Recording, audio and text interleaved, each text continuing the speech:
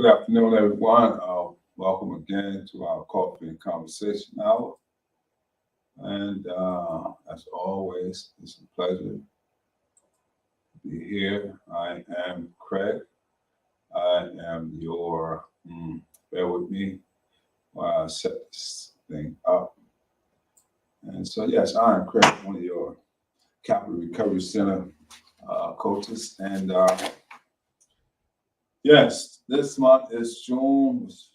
June has a lot of activity going on, but for us in the healthcare field, we're going to be discussing post-traumatic stress because this is post-traumatic stress month for all of us, those who are in the healthcare field, providing services for those who need assistance with substance use disorder and mental health as well. We do a linkage. So we come to learn that both of these entities, mental health and substance use, is almost interchangeable, or they have a similar relationship compatibilities. All right. And so you can have one without the other. Sometimes one overlap the other. That's what I'm trying to get at. All right. And so without all of that fancy jargon, let's get right into it. So give you the title, and that is Post-Traumatic Stress Disorders and Addiction Coffee Conversation Support Group. Yes, this is a support group. And this article is brought to you by DesertHopeTreatment.com. And you can go online, you can Google it, and you can see what it's all about. So the first thing the article may want us to know is PTSD and substance use disorder, a dual diagnosis. Post-traumatic stress disorders and addiction are forms of mental illness that can occur together. Fortunately, both addiction and PTSD are treatable, and simultaneously recovery from these conditions is possible. All right? This article will help you understand PTSD, the relationship between PTSD, better known as post-traumatic stress disorder, and addiction, and how you or your loved ones can get help. All right. And so without further ado, what is post-traumatic stress disorder? PTSD is a psychiatric condition that some people may develop after witnessing or being exposed to a traumatic event. People with PTSD may feel extremely stressed or afraid even when they're not in danger. Usually, but not always, symptoms of PTSD develop within 3 months of the trauma. Right? This is very good information. And so you think you may have some symptoms, or you may feel that you may want to go get diagnosed, we suggest strongly that you seek a professional person who can assist you with that. All right. It says to be diagnosed with PTSD, a person will experience symptoms that inhibit their ability to function in daily life for at least 1 month. Right. So it may inhibit you from functioning normally doing your normal routine at least for 1 month. The article says. The next thing I want to talk about, what causes PTSD?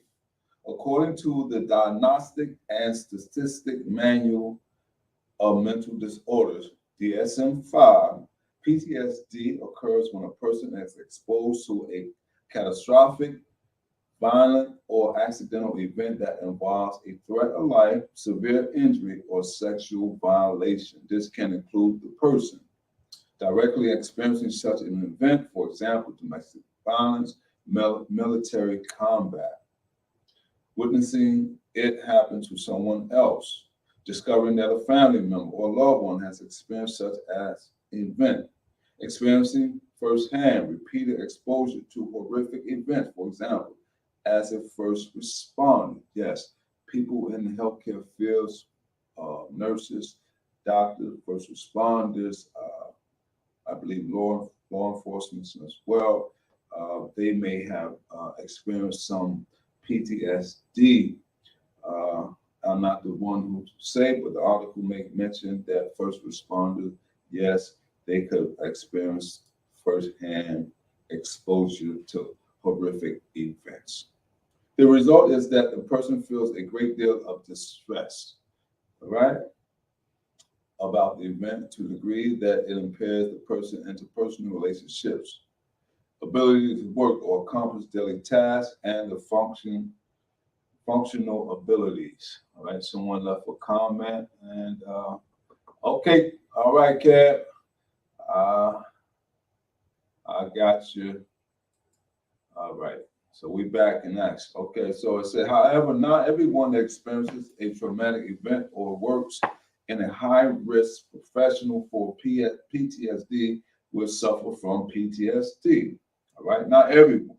It says research has shown that genetics, history of substance use, gender, and additional factors play a role in why some people develop PTSD and others do not. Okay, so there's a few factors that one can consider when thinking about uh, what causes PTSD, right? And so it could be substance abuse, it could be violence, it can be exposure, witnessing personal events.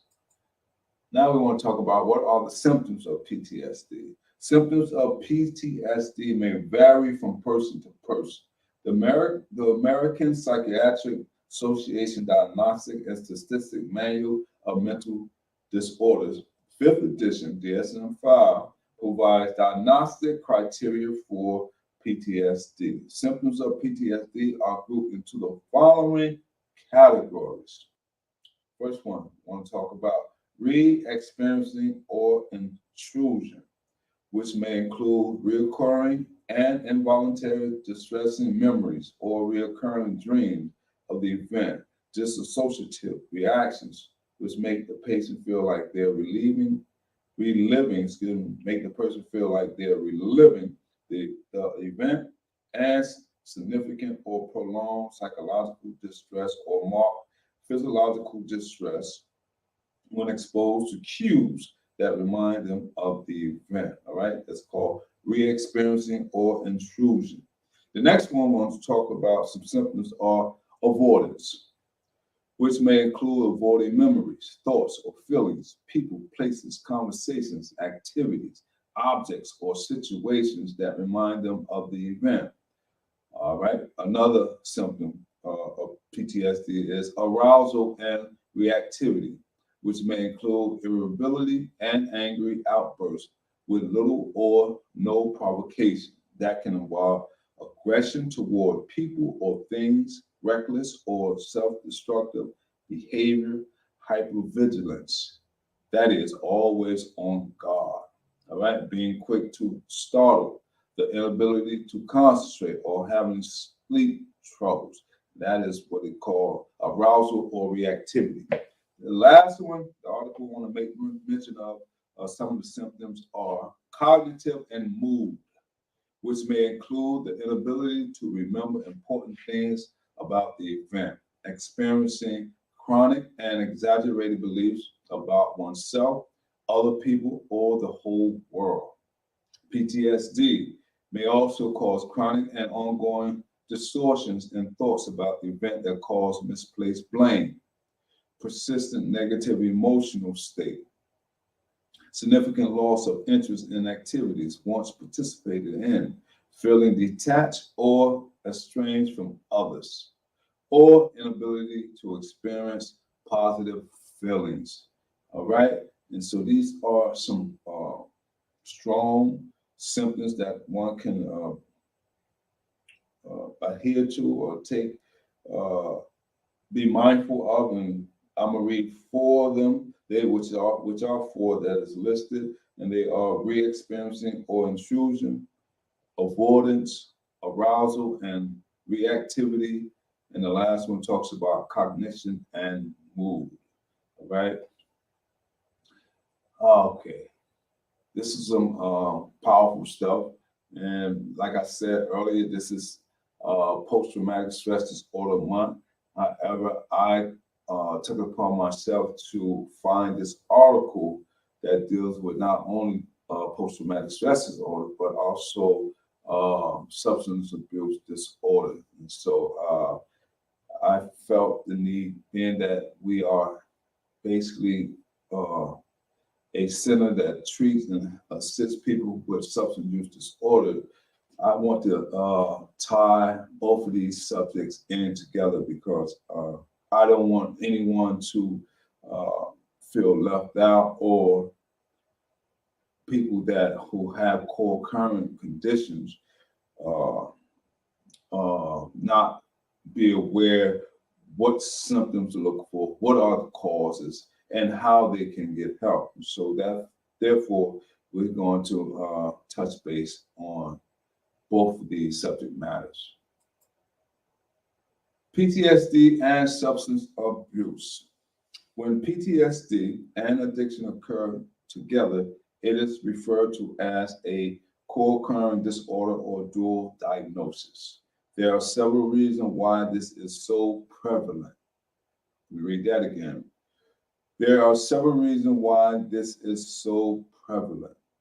People with PTSD may misuse alcohol or drugs to help them manage their symptoms, a behavior referred to as self-medicating.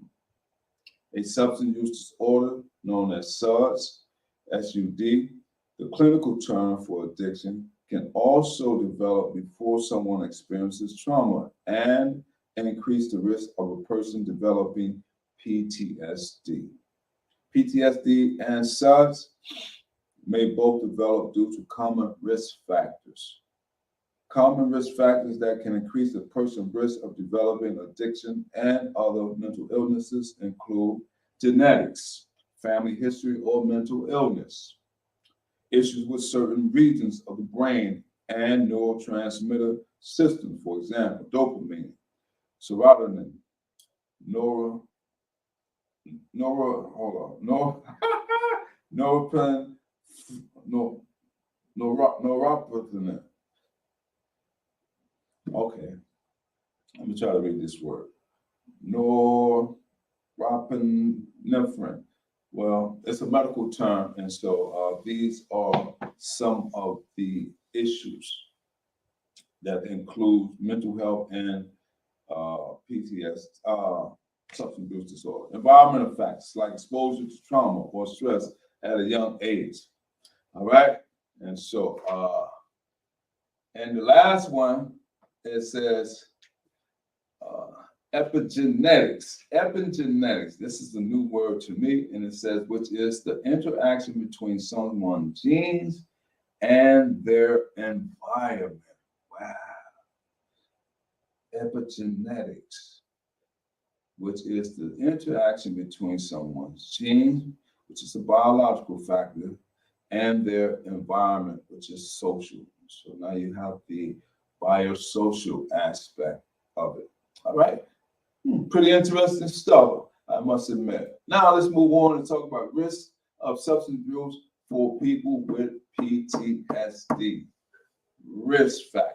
People with PTSD who misuse substances have an increased risk of chronic physical health problems, deficient social functioning, legal issues, violence, suicide attempts. Additionally, extreme stress caused by PTSD may contribute to substance-seeking behaviors. Chronic use of drugs or alcohol can, over time, lead to addiction. Be mindful, everybody. People with PTSD and co-occurring addiction often demonstrate poor treatment adherence, which can make it difficult but not impossible to instill changes that prevent relapse. This is so important because a lot of times, those of us who are recovery coaches or in the healthcare field that assist people with substance abuse disorder, we wonder how come some people catch on to the coping tools quickly than others, and how come so many others have a hard time, or they may have to go through the process over and over. So this article gives us a hint of what may be the cause, and it says people with PTSD and co-occurring addiction often demonstrate poor treatment adherence, which can make it difficult, not impossible. It says, but not impossible to instill changes that prevent relapse. So let us give us some insight of some people, what we call need more help, more assistance, more patience, more compassion, because they may be dealing with not only just the substance abuse, they may also be dealing with some mental aspect as well. It's not impossible, but it may be a little challenging. All right, let's move on. How common is co-occurring addiction and PTSD? I'm glad you asked. As mentioned above, co-occurring addiction and PTSD is common. All right, according to a statistic epidemiologic study of people in the United States with PTSD, and estimated 40% had SUDS. It says studies of people with SUDS have reported rates of current PTSD around 25 to 34%. One report indicates that people with PTSD were 2 to 4 times more likely than people without PTSD to meet criteria for SUD. SUD stands for substance use disorder. All right? And it says exposure to interpersonal violence before age 11 has been associated with higher risk for lifetime use of all drug types and polysubstance use. Women with PTSD are 4.46 times more likely, and men are 2.97 more likely to meet criteria for drug dependence or misuse than those without PTSD. That's a high number for women. I didn't know that, compared to men. Up to 75% of people who have survived abuse or violent trauma report drinking problems. About a third of people who have survived severe illness, injury, or catastrophe report drinking problems. All right? And so we are in a non-judgmental zone, and so we don't like to look down on people. People have challenges that we may not know about, I may not know about, and they may never tell anyone about.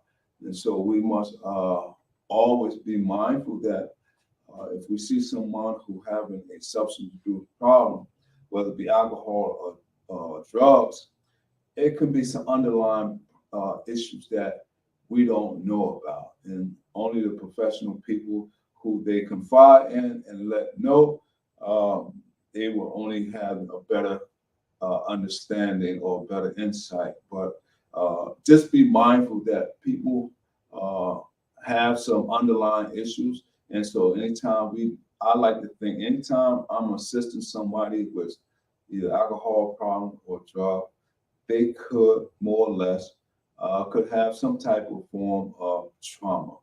All right, whatever that may be, whether it was in combat, whether it was a first responder, or whether it was personal or something that you witnessed.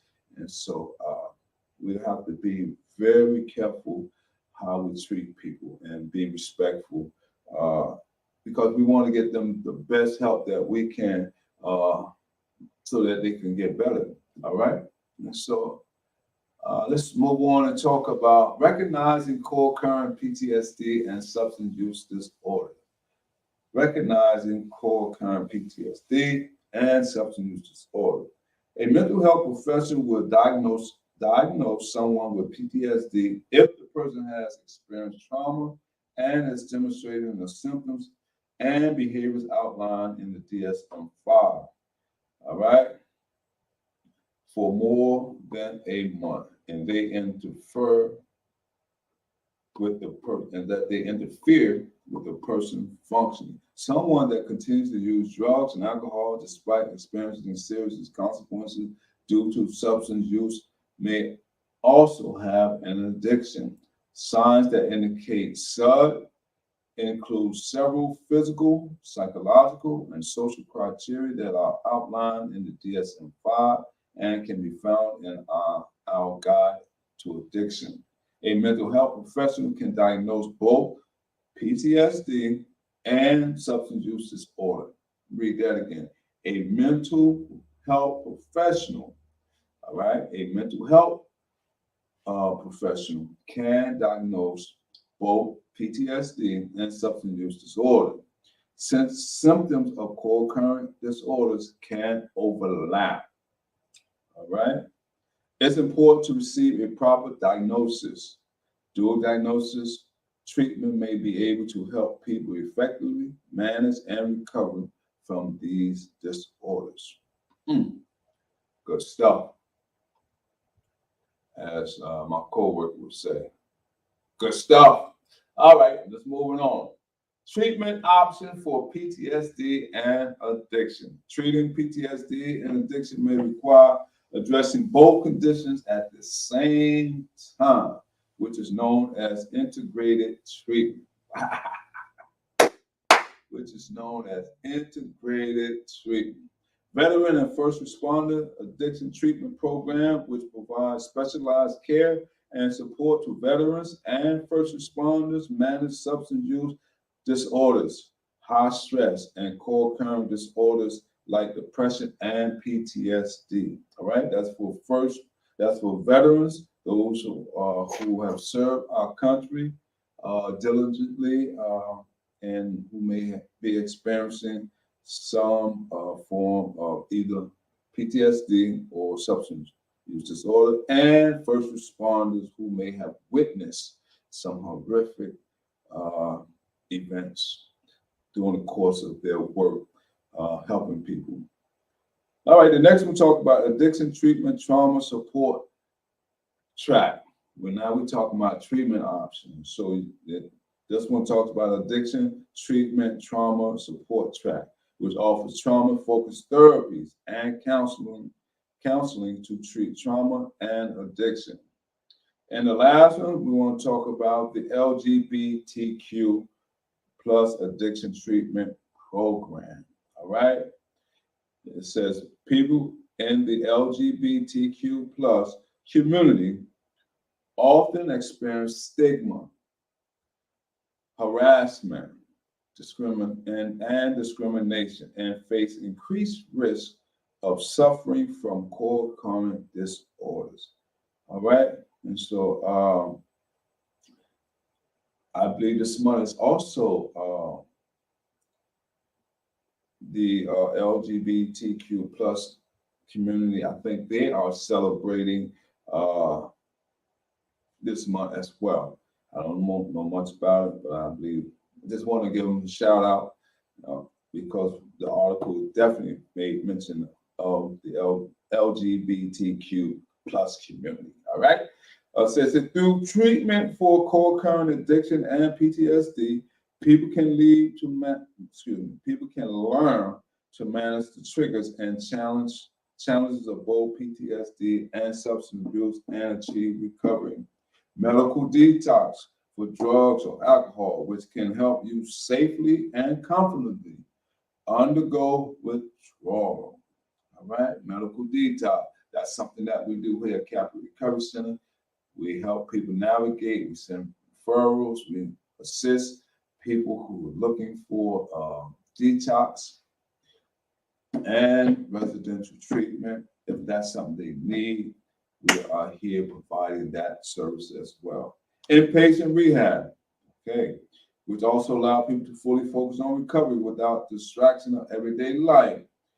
You live on site at the inpatient addiction treatment, right? And you are receiving services 24/7, medical supervision and care. All right. And so The other one is outpatient rehab, which means you live at home and travel to treatment. I believe they're talking about the IOP, all right, intensive outpatient program, or OP, outpatient, all right. And so you can receive that type of assistance as well. Now we want to go talk about something else, and that is common therapy used to treat PTSD and substance abuse.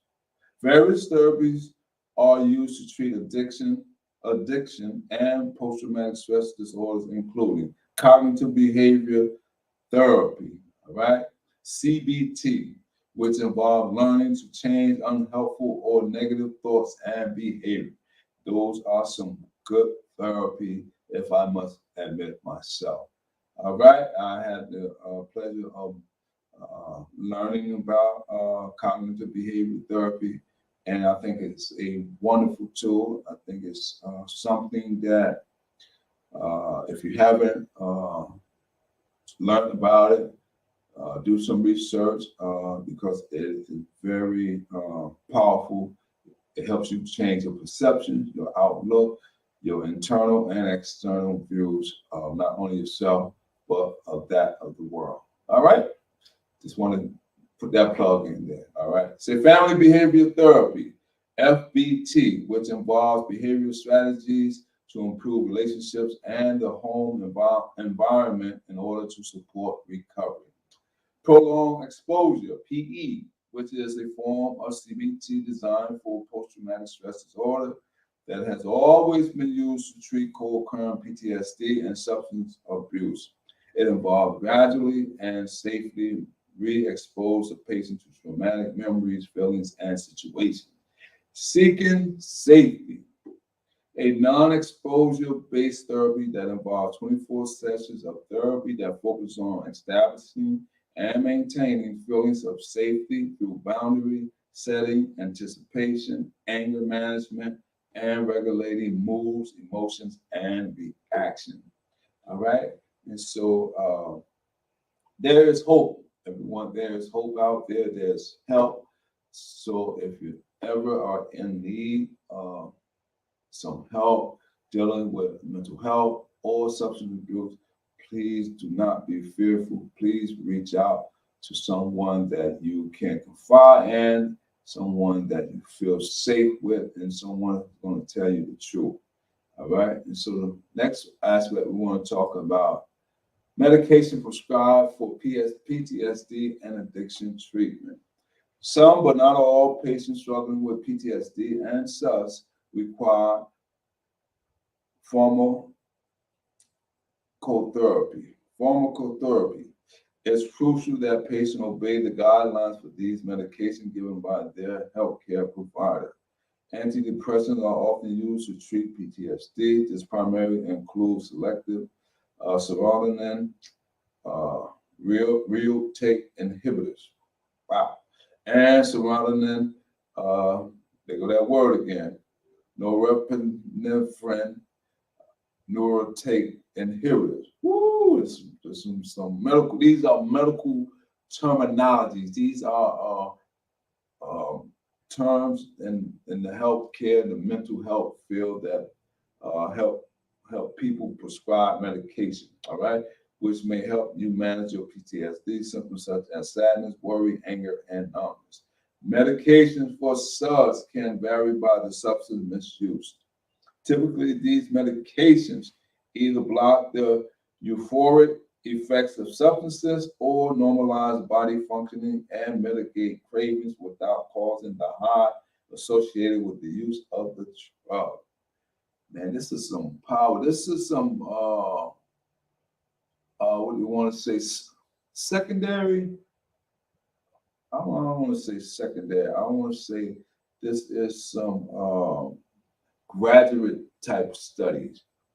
Nah, let's say graduate type study because this study here, people have to go to school and learn how to adequately treat people from a professional standpoint. That's why it's very important to seek medical professional help because they have spent years and years learning how to help people get better. All right. And the last one, but not least, we want to talk about how to find the right rehab for PTSD and substance abuse. All right. And it says factors to consider when choosing a rehab can include whether the facility provide individualized care, tailoring a treatment plan that addresses you or your loved ones' unique needs.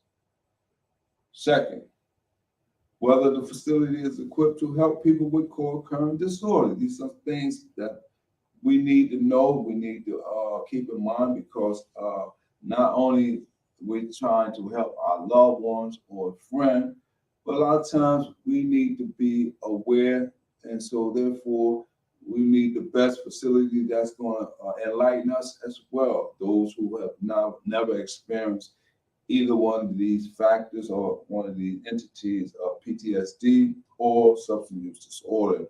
All right, it says whether the facility, whether the facility accepts you or your loved one's insurance coverage, which can vary by plan.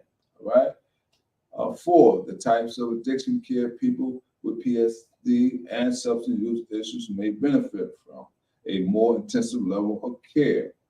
That is inpatient rehab versus outpatient care. All right. And then you want to know about the amenities, which can vary by facility. Some offer basic approach, while luxury facilities may provide a wide range of high-end amenities. All right. And so that is word to the wise, and this is some good information. Remember, if you see me on month long, I will do my best to bring you more information on mental health and substance abuse disorder. All right. Until the next time, stay safe, stay healthy, stay blessed, and have a great day. I am Craig.